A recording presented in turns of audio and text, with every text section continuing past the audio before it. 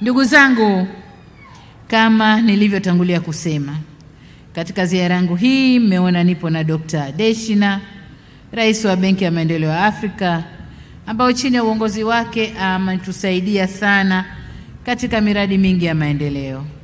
Dr. Deshina anamaliza muda wake kama Rais wa Benki ya Maendeleo ya Afrika.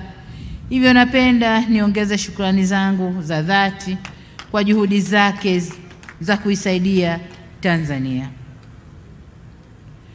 Tumuombe Mwenyezi Mungu amjalie mema katika mipango yake ya baadaye, katika kumuweka au kumwekea kumbukumbu, na kwa kutambua mchango wake na mchango wa Benki ya Maendeleo ya Afrika katika kuimarisha sekta ya usafiri na usafirishaji Tanzania.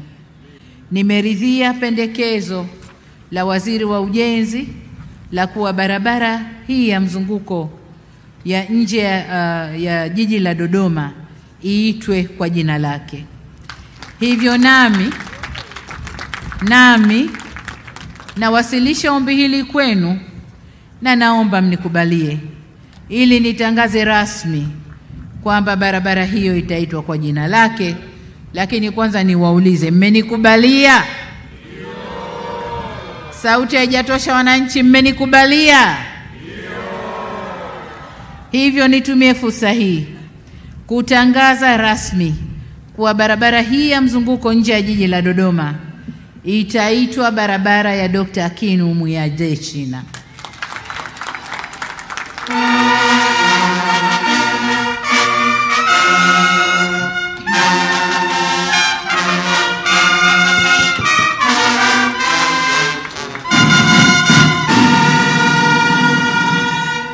Asante sana.